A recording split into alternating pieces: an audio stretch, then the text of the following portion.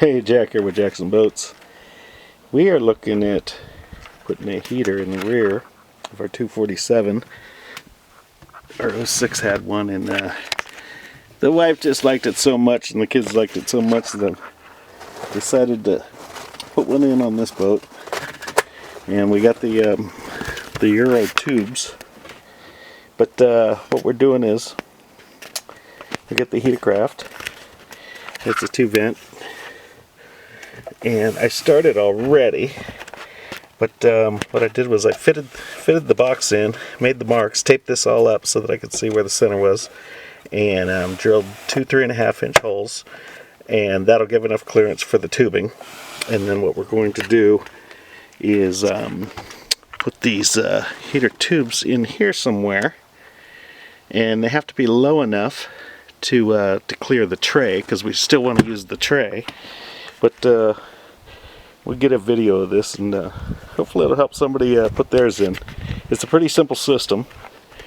The 3/4 inch heater hose comes onto here, and you're basically taking this from the intake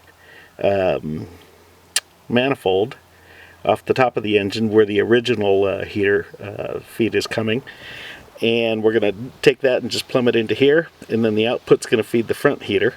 And so it's a very simple upgrade to do. And so we'll get back to you. It's also got, it's a 4-wire, pretty simple rheostat kind of thing. And the what we're going to do with the controller is we're going to set the controller in the little bay here below the 12 volt. So everything will be nice and tight, kind of hidden. Back to you. Okay, step 1A. Let's figure out where the tubes are going to go. And what you need to consider here is, do you want the tray to work? And so this is a 4-inch deep tray, and those are 4-inch tall holes.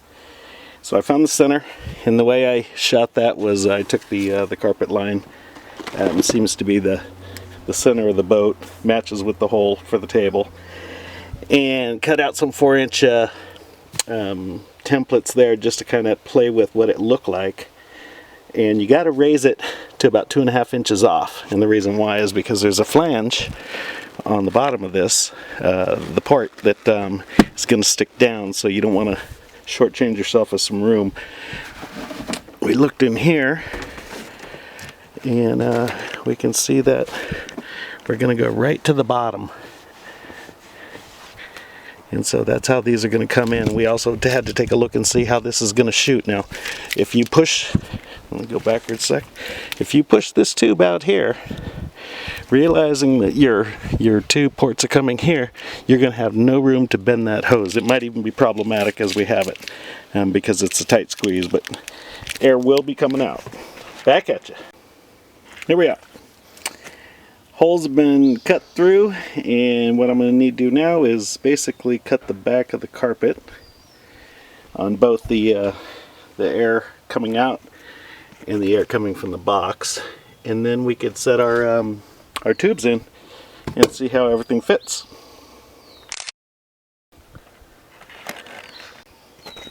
Back at you here.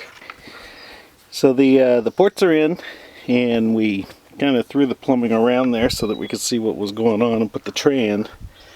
These are 2 screws each, and they're done. We're not going to put those in until the very end, though.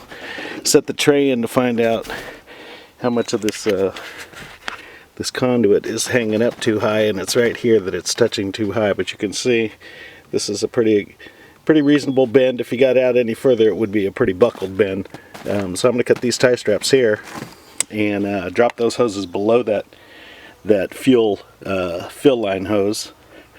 And remember, when you're doing this, you want to keep these hoses as short as possible to get the most amount of air going through there.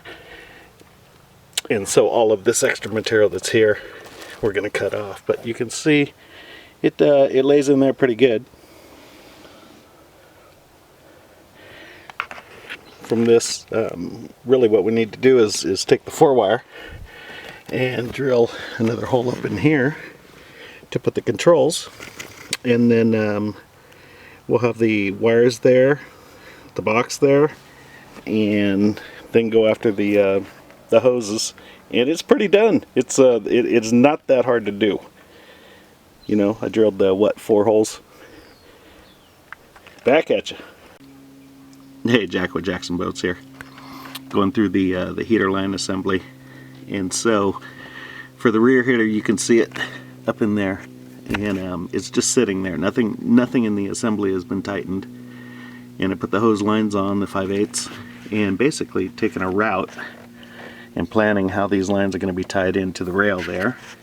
And remember, this is a piggyback system, so you really just pull off your existing heater hose line, and I've pulled this up through there so that I can kind of get the length, and tie this in, and this is going to the top portion of the rear heater core.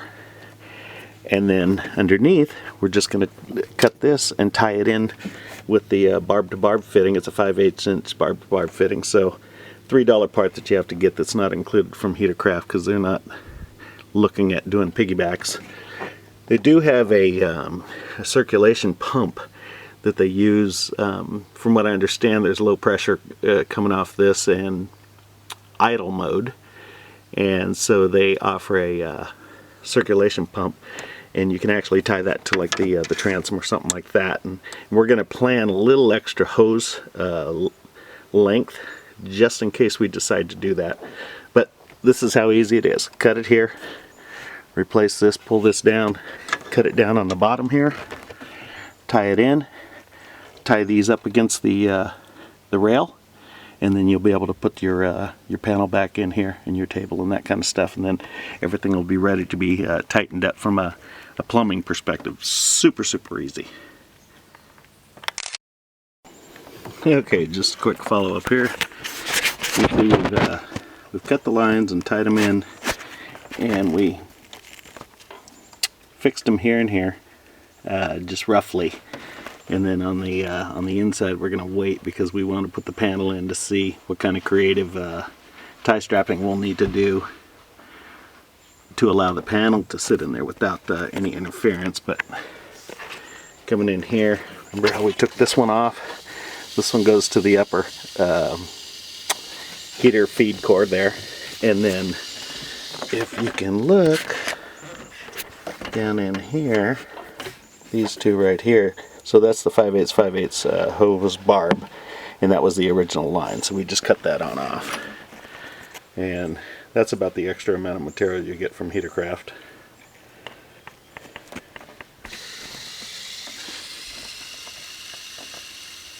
Back at you. Hey, back at you here. We've got the controller in here, and we put it right below the 12 volt power. We're not pulling from that power. It's just an easy place to reach and put it in there. So it's a 5/8 hole, and then 2 076s for the side mount, the tiny screws. And that's all in. Wires are dangling right now. We're going to put conduit around those and pull those to here and to the power in the ground, and the electrical will be done. Okay, on the front side, we've screwed in the ducts, so they're all in place. And what we're going to do is we're going to fit these and cut those as short as we can, leaving a little bit of room. That'll go through here, and then we'll tie strap those on.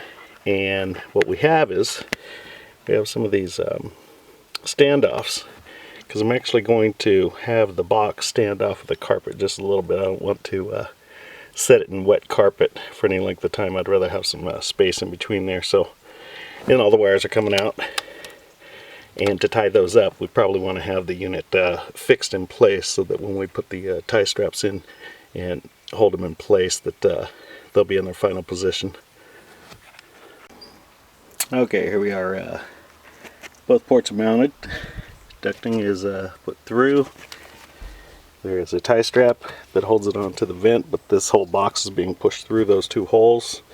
I did the wiring, and all I need to do now is shoot the power in the ground.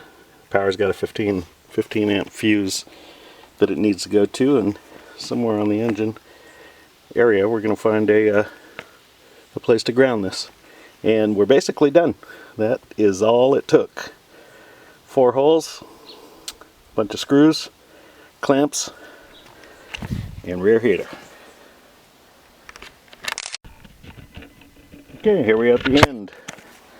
We've got all the wiring done. And it was pretty easy, just flat connectors here. A couple of clamps in there. We took the power and ran it all the way down. We have a battery in the back of this one. So it was pretty easy to get to the power on this one. 15 amp fuse. We run twin subs in this boat in the front, so we needed the extra Optima to be in the back. And on the grounding, I just went straight to the main ground and just put another nut on the outside. There was still enough left there. And so, theoretically, I should be able to turn this thing on. And there she goes. Let's go to high. Interesting. Close the tube out a little bit. Definitely a lot of air coming out. She's good to go. We got a heater in the back.